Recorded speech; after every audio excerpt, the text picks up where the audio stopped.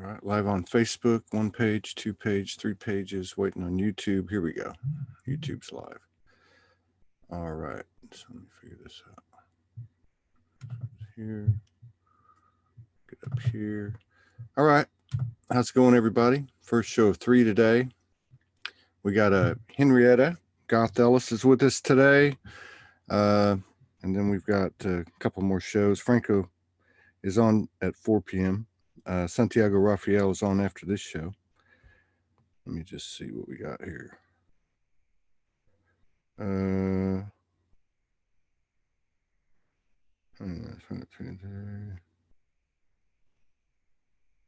Okay, I'm not really sure what's going on with that. We might have 2 shows today, or maybe we'll figure something out. All right, let's get into it. Let's see what's happening with Henrietta. We're not going to do the intro today. We have a late start. I apologize for that. But you can only do what you can do, right? Okay.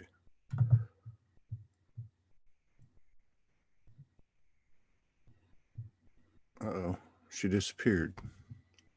Oh, there she is. Well, let's just get her face on here. That's start video chat. Oh, you're sideways. Oh no! Again. Now you're upset. There you go.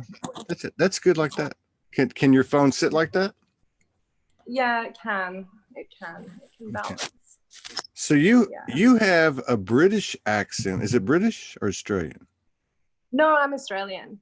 You're Australian. Okay. I was right when I said British. I thought, oh, wait a minute. Because I used to get that mixed up all the time. You'd think I'd have it figured out by now. You know, being married to an Australian. So exactly. Yeah, you're in Egypt. We talked with Maya and that other beautiful lady. Kaya, was that her name? Kaya, yeah. Don't ask me to pronounce names. I'm lucky I can pronounce yours, Henrietta, because that's like a southern United States name, Henrietta, like some girl that grew up on the plantation. Oh, really? Oh, yeah. That. Yeah, it's a southern name. So how are you doing today? You look beautiful. Thank you for coming in and sharing space with us and honoring us with your presence.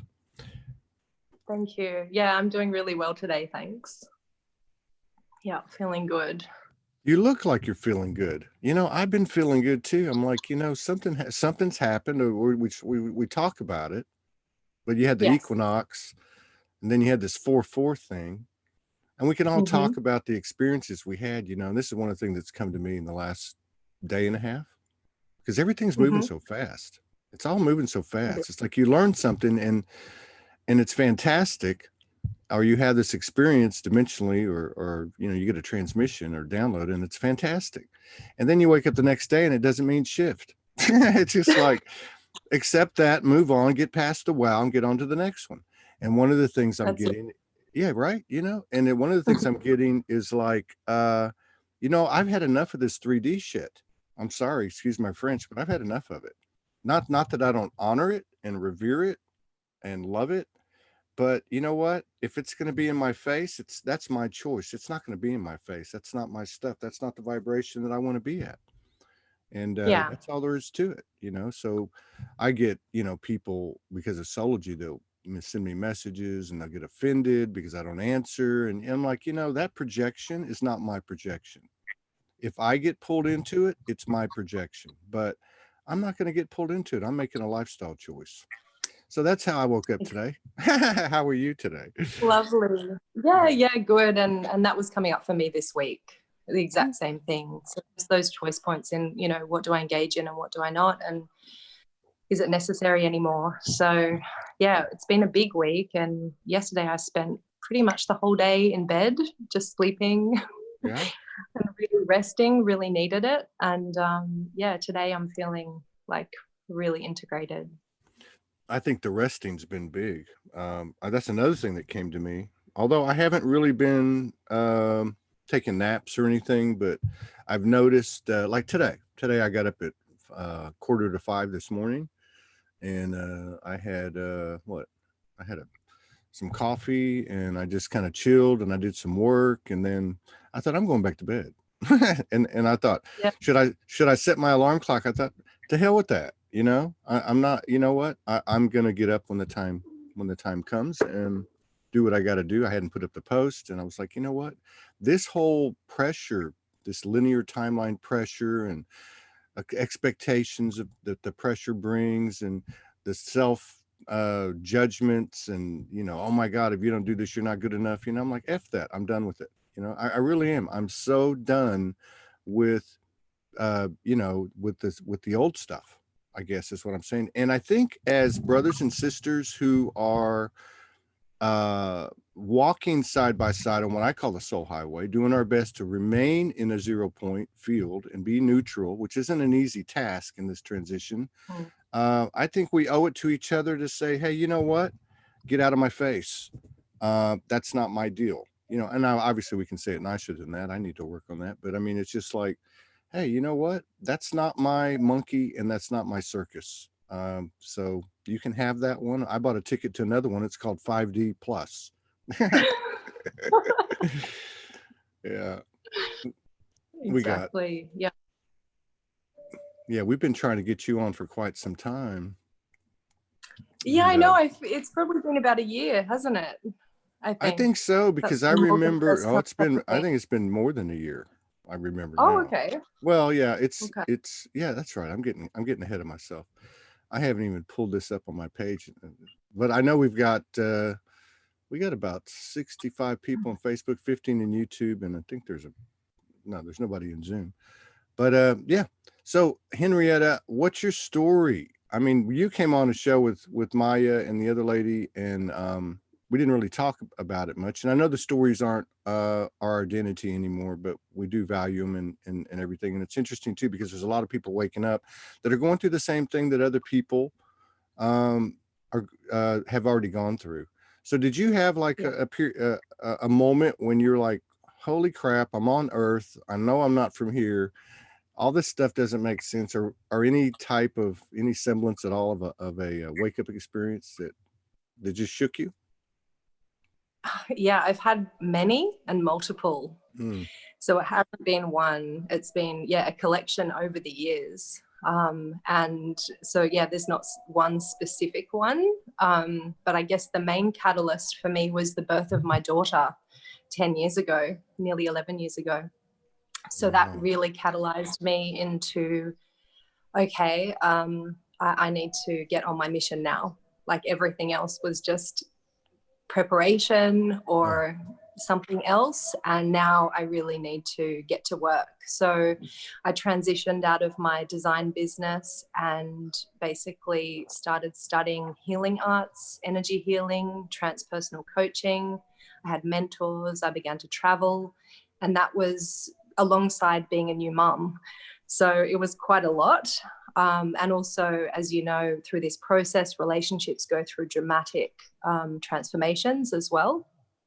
So that was also happening. And it really catapulted about 2 years ago when I actually separated from my partner and the father of my daughter to allow myself the space and freedom to actually start traveling a lot and go to all the points that I was guided to go to.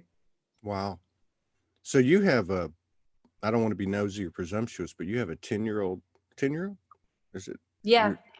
Is it a girl or a boy? Yeah, she's a girl. Her name's Harriet. God help. Yeah. God help you. All I can say is God help you. They're 10 years old. I don't care if it's the ascension or not. I've had 4 daughters, 2 boys. And man, but you know what? My youngest 2 they were right at that age. They were right at that age. And I came off the streets after a couple of years. I got them back. They were 11 and 12. And I learned more from them in 2.5 years. Morgan came in during that time too, and she helped me a lot with it. But I learned more from their energy, their feminine, freed up, independent, I don't know what you'd call it. It was like 2 tsunamis. I was like a ping pong ball in my house, getting hit from one to the other. But they taught me a lot. They taught me a lot and didn't know it. And so I can imagine that's a huge dynamic to throw on top of what you're doing. I got so many questions based on what you just said. So I want to come back. Yeah, I want to come back to her. Go ahead. Okay, go ahead. Yeah, we'll come back to her. Yeah, but I just wanted to ask you before we got into that, because I think that's a really important subject right now, what these young people are bringing to the table. But now, so in your situation, as you went through this coming out party and you Mm-hmm. disengage from the relationship, which a lot of people are faced with that are just waking up. The information that you were receiving, did you have like a group of sisters that you were able to like kind of go through this together? And secondly, how did you know where to go? Because again, there are many people waking up and they're getting these directions going, oh my God, am I freaking crazy? You know, how did you know where to go, and how did you know to trust that voice, so to speak? Yeah, so no, I didn't have a support of sisters at the time, and all my friendships were dropping off because I just couldn't relate, and they couldn't relate to me anymore. And so I sought out a mentor because I knew I was going through such a big transition, and the importance of receiving and asking for help and support as you're going through these transitions. And that really accelerated my journey. It sped it up really quickly. Just having that person there as a sounding board and a support was, integral in my process. But it was really, the inner journey. So just beginning that meditation practice every day, getting up at 4 a.m. and really learning to speak to my heart and soul and receive the guidance and information direct.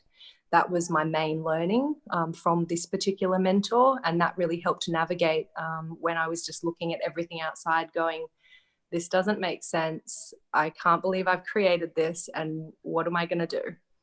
Yeah. And so like, was there like certain divine essences that came in during your meditations or communion that, you know, were more, I don't know, more important or more frequent visitors or that type of thing? Did you get any galactic stuff going on in these early days? That sort of happened later. So more of the early days, it was really communing with self and getting to know my soul and creating a dialogue, which was also a bit freaky to me. I was like, hearing myself speak and asking for, advice and navigation and of myself. So I was really just learning how to set up that communication direct first. And then it was later, like in the later years, more recently, that it's been more communication with certain energy signatures that we're aware of, and galactic as well. Oh yeah. And so now is your daughter accompanying you as you travel, or did you have to make a choice there? I made a choice. And so she comes on some journeys with me, and I give her the option. I ask her if she wants to come or not. She's very awake, and we've been working as a team for a long time. Wow. And we've also spent the last 12 months before I came to Egypt living one-on-one together. So we've been in very close proximity. And I believe that was really important for us to develop a really strong spiritual connection together before I came to Egypt. And I knew 2020 was going to be big, and I was talking to her dad, and I've been kind of dropping hints over the years, just saying, how we navigate our parenting, our co-parenting. And in 2020, I'm going to need a chunk of time to travel and do my work. So that also was put on the table. And the day that I left, he actually drove up to my property, picked up our daughter, and they moved house to Sydney, to Avalon, where we were all living before. So she's really happy, comfortable, familiar friends and family there, and is just in a great place. So you had this conversation with her father. Well, obviously, if he's been even anywhere remotely near you, he's got to know what you've been getting into. And then you've been living with her, and she's a feminine energy, so she's already got that connection. And you're her mother. That connection is like probably the most powerful one on the face of the earth, is the mother-daughter thing. Whether they quote unquote get along or not, there's so much, everything, history, wisdom, information in that connection. But so she obviously has an idea of of her mom. So you've actually got some support from not only her, but you've got it from her father, which sounds Yeah, pretty cool. Yeah. I do now. It's been a process. Yeah. We've all been through that process. I think my first marriage is still going through that. It's been over for 25 years. It takes two to tango. It takes two to tango, right? Yeah. So now totally. so in living with her, like in the last year that you lived with her before you left, I mean, these kids, it's coming in so different with these kids. Like some of them I hear, oh, I had a dream and there was two Earths and my daughter, she drew a picture of it. And then other ones will say, hey, I know what planet I came from. And I'm here to work on new Earth technology. And, or I got these blue beans came in my room. And then some of them are just like beating at this intuitive frequency where nothing's even discussed. It's just like it's almost like you're walking around some type of ascended master and you're just picking up the frequency, and your heart starts jumping. But do you have any specific human dialogue about what's going on when you talk to your daughter in that year leading up to you going to Egypt? And I guess the second part of the question would be, does she have, like recognition of what's happening in the global collective, as well as in her small circle involving her priestess mother, that comes to her, in other words, it comes to her direct and she goes, hey mom, guess what? Yeah, so she's really direct, and we speak about dreams daily. Like our daily practice was over breakfast, we talk about dreams, and she receives a lot in her dreams and she's really connected. So that's sort of where it starts. But she has a very androgynous energy. So she's really very balanced in her masculine and feminine. So her role has been really going into the school system and challenging that. So she goes in and doesn't like the way the uniforms are. So she'll get me involved to change the uniforms to make them more like unisex. She has short hair. So she's really, she challenges people wherever she goes just because who she is. And she's really strong and independent.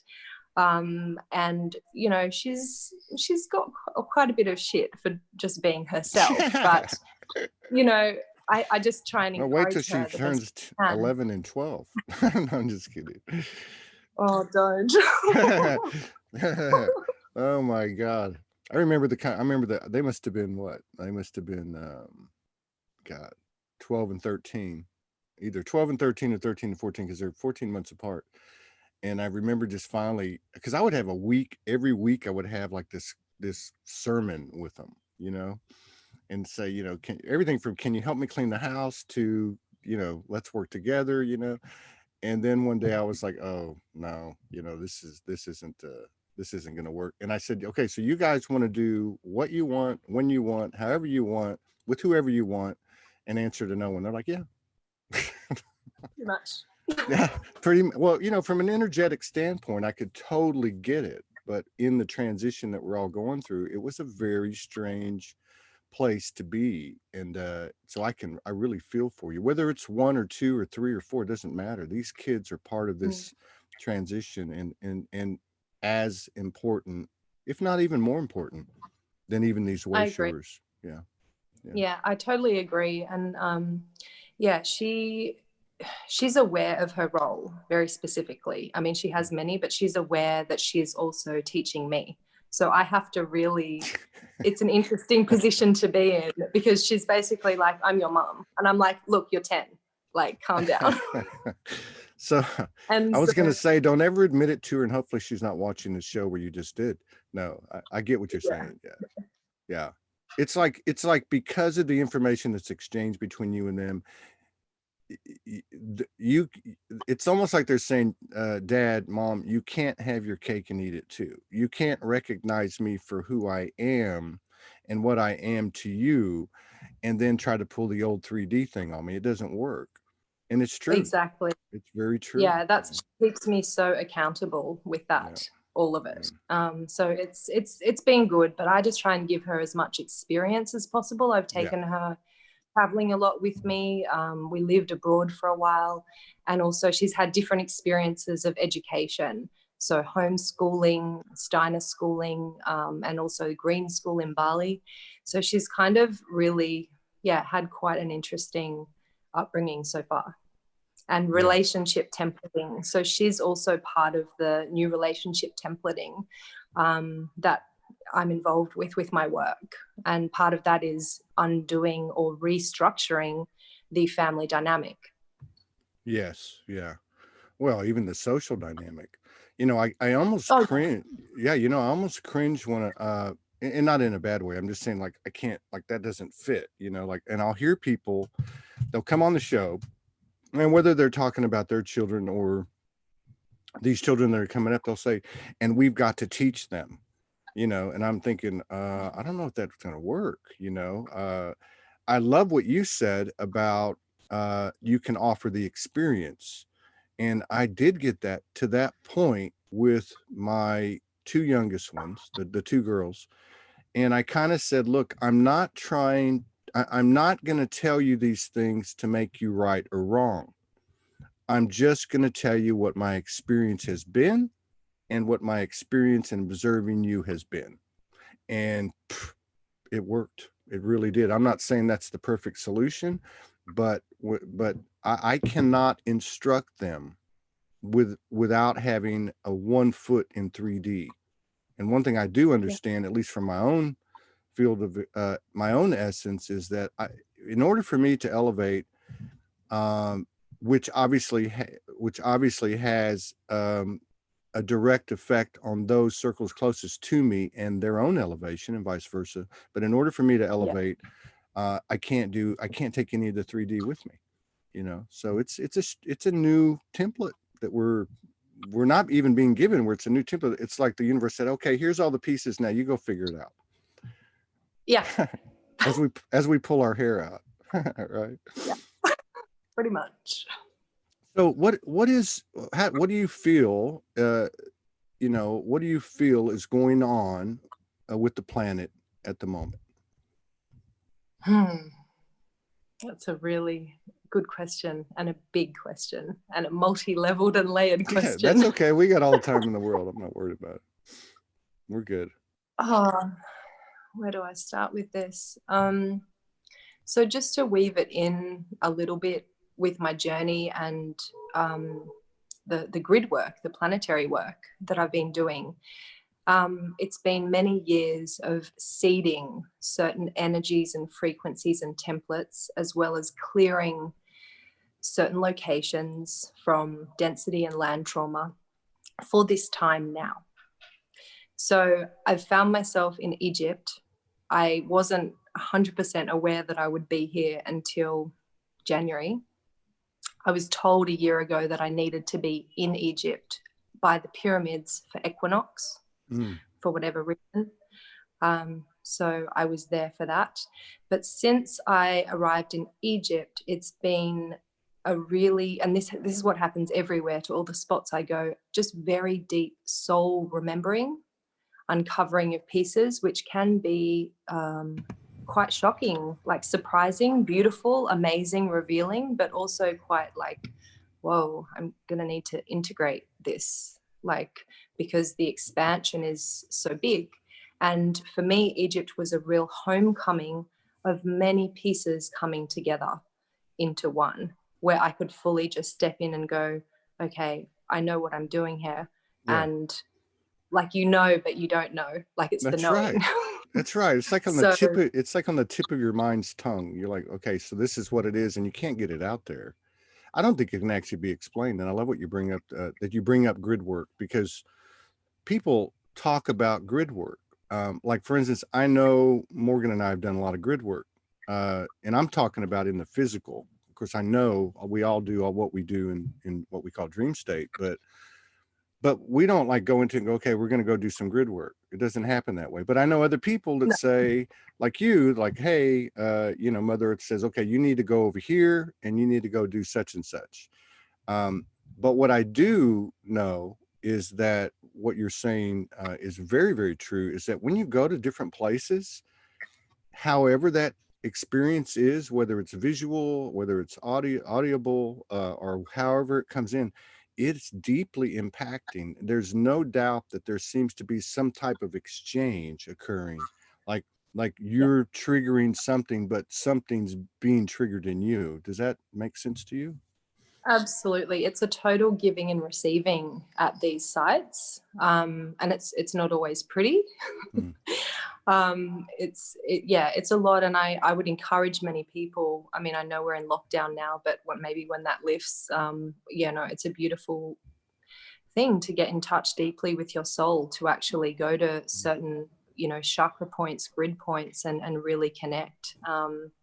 For your own awareness. But I just noticed when I clicked on your page that you're located in Florida right now. Mm-hmm. And you may or may not be aware that the Grail point is right next door to you.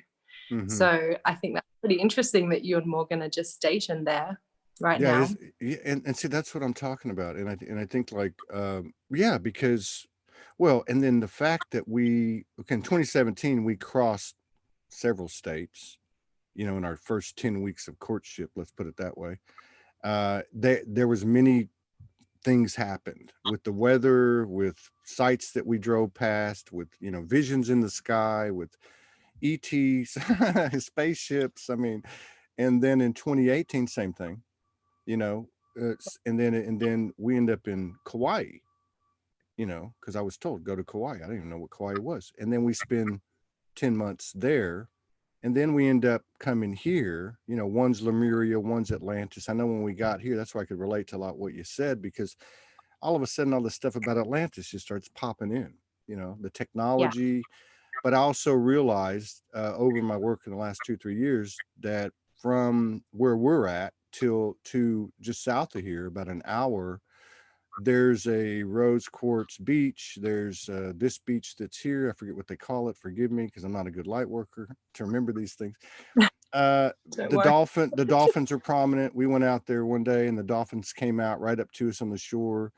Laura Hazel's been doing work here. Greg Prescott, Michelle. God, I'm losing the names here. But a lot of people have been working over here, and I am aware that there's something going on here. Don't ask me specifically what it is, because I can't remember. But we've also spent time in Arkansas. So it's almost like grid work is one of the things that grid work involves is physically going to certain locations, whether you're conscious or unconscious of it. It seems like, how do you do grid work? I mean, I know that there's not a right or wrong answer, but I'm just curious, how do you know where to go, and then how do you know what to do when you get there? Yeah, so that's a great question, and it's really just my inner connection, my inner guidance, my own compass. I just follow it. So sometimes I know what I'm doing, sometimes I don't know until I get there. It's just in the moment navigation. I'll often get certain pieces before I travel. There'll often be an initiation process that occurs before I travel. I also have a support team that I work with energetically wherever I go, which is really helpful. So we're all bouncing off each other to, do the work together, and I'm physically there on the ground. But one of the things that's come in is protocol for grid work.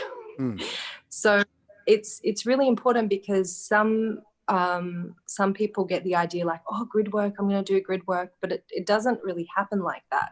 You don't go, oh, I'm just going to do it. Like, it's something that your soul is designed to do. It's a function, and you don't really have a choice. It's like, the more that you expand and open up, then your consciousness is required at certain spots and to do certain things, because you're capable of it. And so it's up to you whether you say yes or no. If you say no, maybe someone else will take that spot. But for me, it's been a really strong calling where I've literally made it my absolute priority. Like, this is what I'm here to do. And so I have many people that come to me and ask me about grid work and protocol and, how do you do it? And it's really an experiential journey, as you know, of just trusting and learning how to navigate and listen, and just trusting your inner knowing. Sometimes there's ceremony involved. Often there's ceremony, at Indigenous sites, and it's just really being open, communing with the land, giving and receiving, and just following the guidance in the moment for what has to be done. Yeah, that's pretty much answers my next question. I was gonna say, what do you feel your role is, in your mission? And so at least a part of it, you just explained it. So you actually are kind of like a grid work guide, at least in part. I'm not saying that's everything that you do, but that you have an understanding. So you can tell me why a few nights ago I stripped my clothes off, built a fire in the backyard, and danced around naked to Mongolian throat music, and then laid on the ground naked. And I didn't know what I was doing. I just knew I had to do. I just honestly, yeah. What was it? I get it. No, that was just before we spoke, wasn't it? With Maya and Kaya. Yeah, you were telling that story. I think it happened the night before. Yeah. Yeah. But I mean, you actually could, I'm not saying in that case, but you actually understand this whole, the whole thing. Well, more than the other people I've talked to. What's that? It's been a learning and process of discovery. Like, I don't know it all. I'm just learning and putting the pieces together, connecting the dots, and it's just making more and more sense as I go along. Yeah. And I think that's getting back to what, and I know this is not just me. Okay.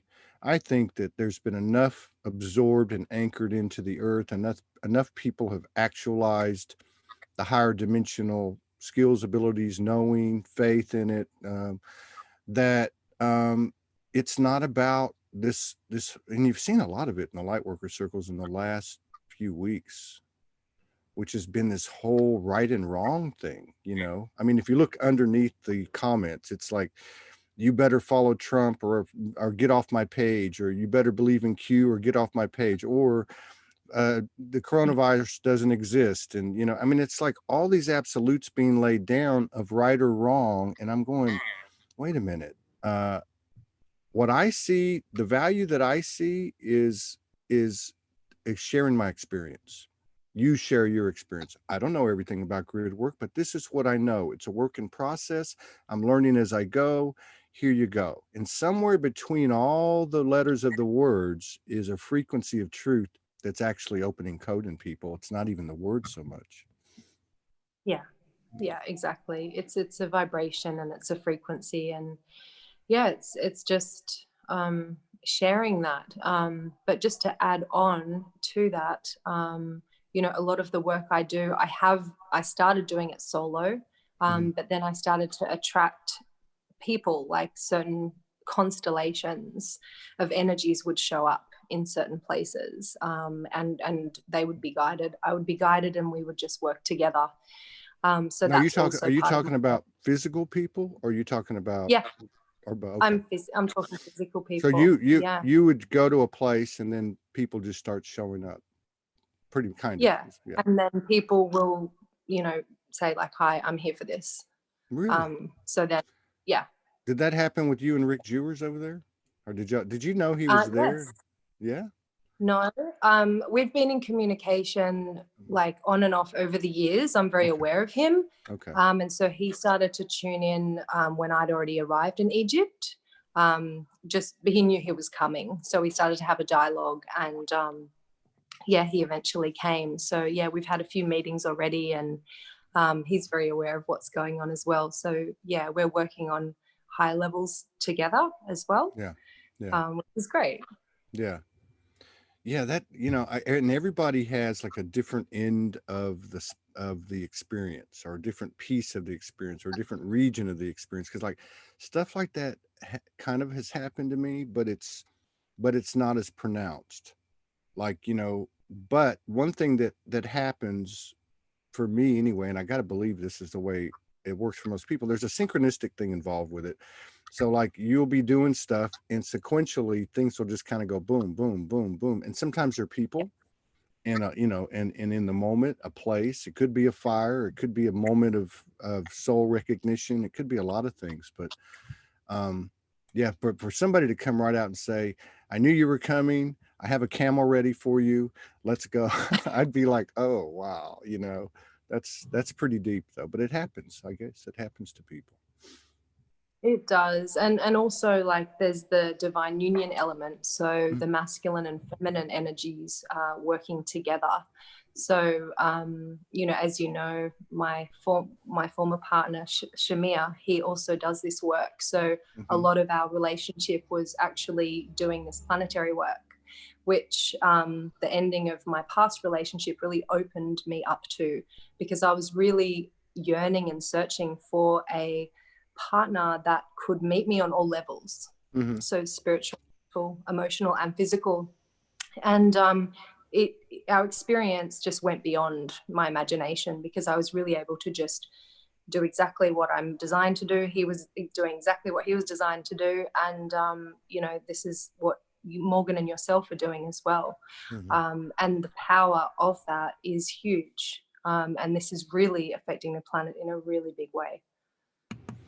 Have you received a lot of information on the role of the divine unions? Do you feel like you have a pretty good grasp of it? Is there anything you want to share about it? What they're doing, why they're here, what it means, as much as anyone can understand? You know, that what I mean? I mean, I'm still learning. I'm just, I guess, receiving a lot of divine couples right now that are coming to me for guidance and navigation. So that was something that I wasn't really expecting. I mean, it's been really an interesting one for me, following the path of divine union and the Hieros Gamos, and working on myself and my own inner architecture and rebuilding that, collapsing it, rebuilding it from the ground up. And this is something that I teach and I share with my clients. But yeah, one shift in the last sort of 6 months is, couples have been coming to me and asking about grid work and protocol and, you know, positioning and things like that. So part of the grid work is connecting on the wider scale and just being aware of where people are at what time, and then organizing meetups in certain locations for certain times to really boom it. Yeah. And then collectively, like worldwide, you know, what are they doing as a team? I guess it's so hard to talk about this stuff because you got to put it like in human terms, because we know this is all kind of energetic information, but like they're, in your opinion, I guess, so like, what are they doing? Is there some type of let's just say grid within a grid of couples that are united in their field, are uniting in their field? We should add an ing to every part of this transition. Yes, exactly. You know, it's always a work in progress. But I mean, do you feel like there's a specific thing that this team of couples is doing that they're bringing in, or maybe anchoring in or activating or something? Yeah, absolutely. Absolutely. And I do feel that's going to increase over the rest of this year. And I do think there's going to be more awareness made of that. I'm just feeling like, because of all these shifts, especially after Easter, that was it was a big week last week. And as I followed Jason Estes as well, and he was talking about the soul alignment window from the 10th to the 13th. So I think that's really brilliant, and that's going to be a huge marker for people to really get anchored in their own fields, to then, you know, if their function is that particular divine union and doing this work, then great. It's not for everyone. It's not everyone's path, because it's how do I put it? It's multidimensionally complicated. Yeah, let's put it that way. Well, I think that's, and I think you got a good perspective on it too, because you were in an existing relationship, and I've heard this story before, you know, when I've talked to people. So and not just for people that have gone into relationships, but so you're in a pre-existing relationship, you wake up to the point where your soul's screaming and you're like, okay, we got to do something here. I've got to honor thyself, you know, and such. And then you break. And then, and maybe it's because of your role, but then they go into, especially if they have intent, go into a a powerful connection in a relationship, uh, a coalescing of the masculine and feminine within themselves and within this physical incarnation. And it's pretty mind blowing, because there's everything is at a like on steroids, first of all the old rules are gone, and secondly, everything is like totally amplified and magnified, whether it be triggers, whether it be even doubts, even revelations and epiphanies. And it's such a not, I don't want to say tricky, but it's like you take a step, you look around, take a breath, and take another one. Because the minute you start to say, oh, this is what it is, or that's what it is, then boom, you get kicked in the ass, right? But I guess that's how the whole ascension works for everybody on a singular basis. Exactly. Good point. But one of the things that so your perspective, I'm sorry, but like in your perspective, so you go into this, you are meet with someone and you're doing the same exact work, you're understanding the same language coming in, and then from a human standpoint, there's a separation. These are the types of things that happen, and at least in my experience, and what I'm doing in the seat that I'm sitting in. And a lot of times what happens is, I've noticed this about people, that they have something like that occur, and it's almost like a preparation for it drives more individual balancing and integration of masculine and feminine.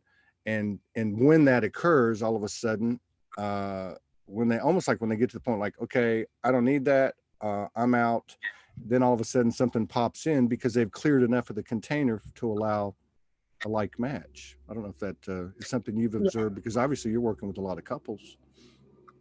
Yeah, I've definitely observed that, and I've observed that in my own experience as well. And it's like sometimes you get ahead of yourself, and then it's like, hold on a second, there's a little bit more there. And it's like, now I'm so grateful for the connection with Shamir, and how our relationships transformed over the time, because that was a pretty soul shattering experience on the physical, emotional and mental. Spiritually, I totally understood it and I got it, but the other layers, it was a little bit challenging to navigate. So well, and then what really makes it interesting too is some people that I've come across that I have a lot of respect for, and I respect everybody's reality. That's the bottom line, because they're all real. Having connections, doing grid work, doing other etherical work with a non physical partner that's on a ship or on another planet. And I don't know, this is the stuff that I think is going mainstream, all of this information, because it's all relevant. And certainly it's not programming. If it is, even if it is programming, let's try a different type of programming. That would be my attitude. But seriously, I mean, these things we don't know. And like you said about your about your journey, you don't really know. You just go with it. And that's really like a moment by moment thing now, isn't it? Yeah, it really is. And this is sort of, it's simple, but it's, I believe, the greatest, teaching and knowing is really helping people trust themselves to navigate. Yeah, exactly. And were you shocked that you started to have these couples come to you? Obviously, you're an energy practitioner. You work with people, you do sessions, that type of thing. Were you shocked or surprised or anything? Did it make sense to you? Have you gained, or what have you gained from working with these couples?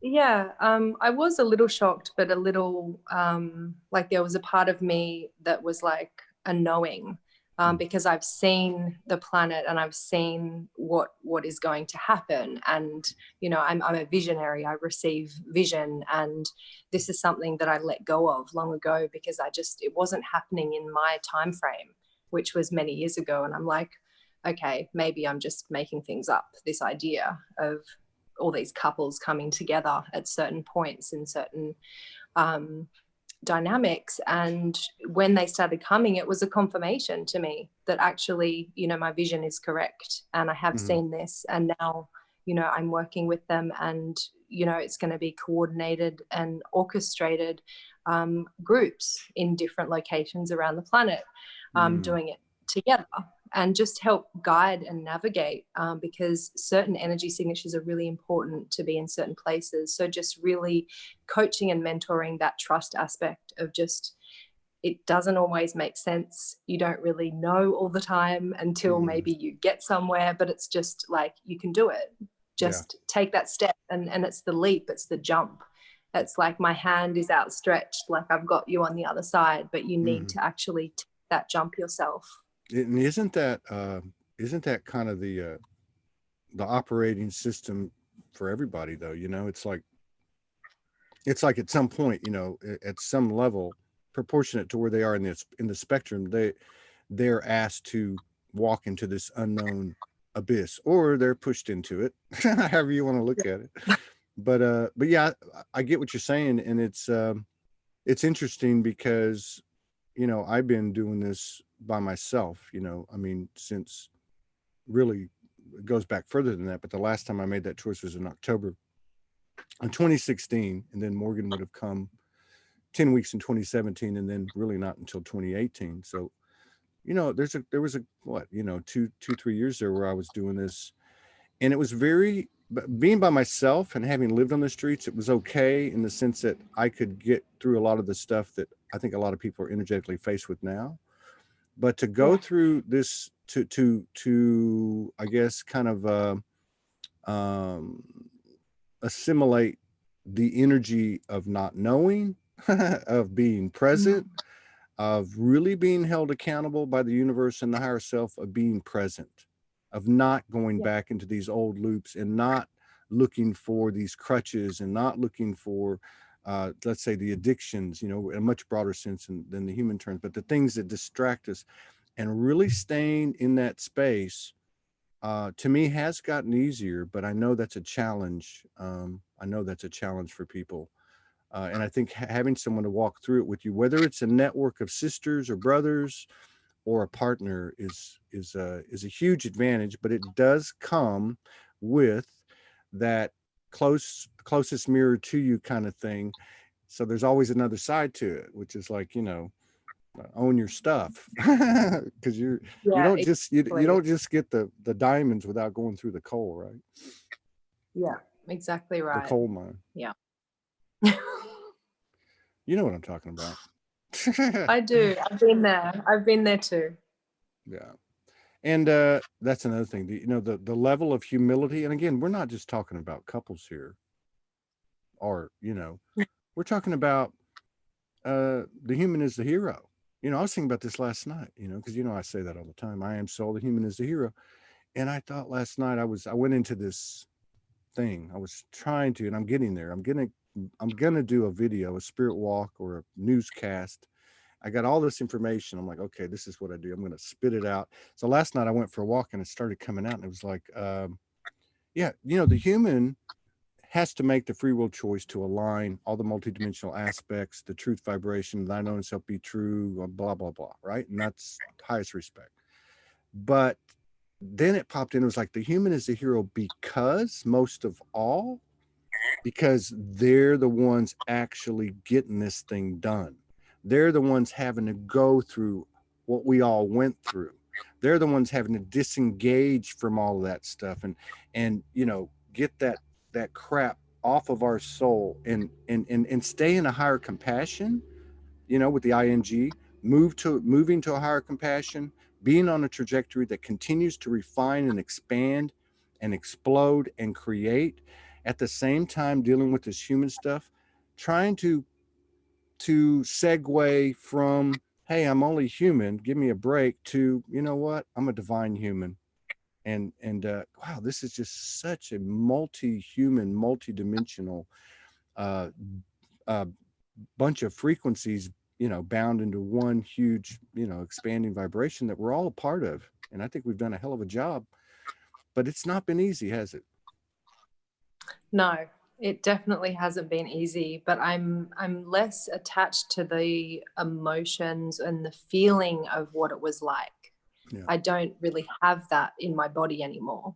That's kind of not present, which is really nice. It's like after you have a baby, you don't really remember that pain, except some people. You don't remember that day? Is that what you said? No, the pain aspect. Oh, the pain. Aspect. Well, yeah, there's something happens. Yeah. That's what I was looking at last night, you know, and I can never recall this stuff. I just have to flip on the camera, then it all just kind of happens. But one of the things was about, well, a lot of it was rooted in pain and suffering. And I was like, okay, well, and I love it. You know, I wrote about it for 2 years on the streets. You know, everything I wrote was about, you know, the transformation, or, you know, pain is my friend and suffering is my teacher, and you transform it, you know, and all that. And that's what everybody's done, you know, and that's what we're doing now, even collectively, you know. I mean, but what I guess what I'm getting at is I can relate to what you're saying, because uh, now it's more of almost like, I'd hate to say insensitive or desensitized, because it's not. We have a higher sensitivity, but we're able to see it from a higher perspective, a higher vantage point, and not be, you know, not be handicapped by the emotions, but actually to utilize the emotions as an alchemic elixir, you know, like almost like the catalyst of our whole experience is being able to take those emotions and funnel them into our creativity. Yeah, beautifully said. I love that. Yeah, really beautifully said. Thank you. Thank you. This is what it's all about. We just share our experiences, and then, you know, then we get to the end of it and say, just like Plato, the more I know, the less I know. I don't know nothing. But there is such a wisdom to that. I would have never understood that. I started reading philosophy in my very early 20s, and religion and such, and biographies, but that phrase means so much. When I hit that point of nothingness now, everything comes in. It's weird. It's really weird, isn't it? You know. It is, and that's part of it. That's part of also, you know, the sacred mission and the planetary grid work and the divine union. It is becoming nothing. So that everything can come through. Yeah. I did some serious integrating last night with some very potent polarities. You know, they were just like I don't know how to explain it, but almost like if I had to do it in general terms, it would be like on one side you have resistance, and on the other side you have an overzealousness, you know, like an over attachment. That's not even the right word, but it was like I could see. I went for a walk, went to the beach, and I was looking at the sun. One of the things I noticed about communion for me, and this goes back about 3 years, is when I'm in a certain frequency, I can look directly into the sun without hurting my eyes. And so it was one of those moments, and I could see one energy on one side, one energy on the other. And then I stood there for, must have been like 15 minutes. And I kept hearing, just wait, just wait, just wait. And then infinity sign came in, you know, and brought it all together. But this is what we're doing. You know, we're actually by being in the middle of the road, neutrality, 0 point, soul highway, we're actually consciously and unconsciously, and however other ways, we're actually, you know, integrating everything. And to me, the most exciting part is, what's it going to be like when we integrate the non-physical and the physical? Like totally. Like, what's that going to be like? Am I going to be able to like point my finger somewhere and create a strawberry shake, you know, and a hot dog? I feel like that's really coming soon, you know, like maybe not that exact example, but maybe so. And, you know, just balancing both worlds and bringing that integration in. And yeah, I really just feel like this year is the time for these miracles to unfold. All the movies that we've seen, it's like, maybe it's not just a movie. Maybe we are capable of these things, and it's just about to get switched on. I think so. And I think well, obviously anything that we've come up with in our mind, imagination, it's doable. You know, it's absolutely doable. And it's moving so fast. That's the thing. There's another thing I'm noticing too, and I'm just now getting reminded of it as we do this show. You know, and we're just a single example of the collective, what's happening in the collective, all of us are. So we've been suppressed from time to time on YouTube and Facebook. We're now broadcasting on 3 Facebooks, 1 YouTube and Zoom. And we, in the last two days, we've had 3 posts. I've had 3 posts that have been removed because of fact checkers. And then I also noticed that, you know, our notifications are being suppressed. But I also noticed that there's another energy that's, you know, combating that or neutralizing that or transforming that energy. This feels very new to me. Like it's taken on a physicality, like it's affecting in a very noticeable way our physical experience, the evidence of the non-physical power that we have. That's how I'd put it. Yeah, absolutely. Totally agree. Acceleration station. Acceleration station, right? What's Jason's is activation station? Yeah, you should start one acceleration station. It is accelerating though. Wow. You know, it really is. And it's a little bit, go ahead. Oh, no, I just have a special word that I really like. It's acceleration. So accelerate. Oh, acceleration. Yeah. And we should be making up new words. You know, we should be. I know. Absolutely. Acceleration. Yeah. Acceleration, right. So, yeah. And, you know, I think one of the things too that needs to be talked about, and it is talked about, but I think we get caught up, we get more caught up, and look what sacred wisdom I downloaded. Look what channeling or transmission I pulled through, you know. What about the human? How does that make you feel? How does it make you feel? It's not easy to pull down. I think this is one thing that people that are quote unquote just waking up, and I mean that with the highest respect, because everyone has a piece. It doesn't make any, you know, it's not about first or second or better or, you know, whatever.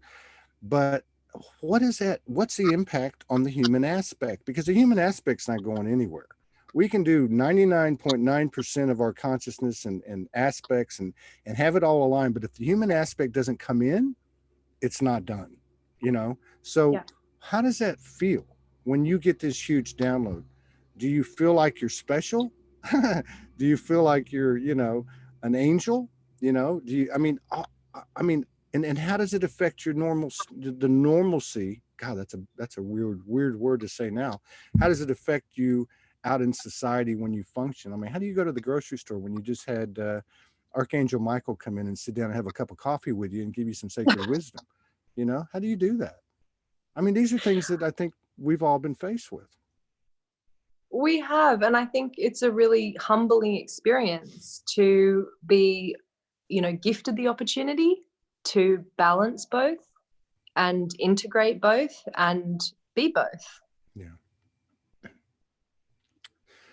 Do you want to do something? Do you want to?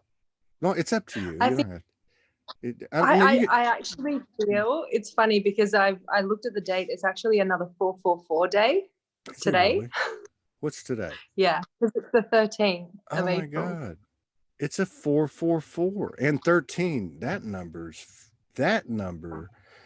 you know, a lot of people too have had 12 ever since they started having wake up experiences, you know, 12 tribes of Israel, 12 this, 12 that, 12 this, 144 is 12 times 12. But this 13, man, that's like, wow. That's like, what is that? Now, some people call it the road frequency. I mean, what is that? That's trippy. Well, I mean, the 13 is also, you know, the divine feminine. So in terms of masculine and feminine, the 12-12 is the masculine spin, and the 13-13 is the feminine spin. Just to that makes sense. That makes sense to me. That feels right. So being that it's a 444, and now anything you'd like to do, if you'd like to talk about anything before we head out, if you want to do some light language, if you want to get up and dance, sing a song, you know.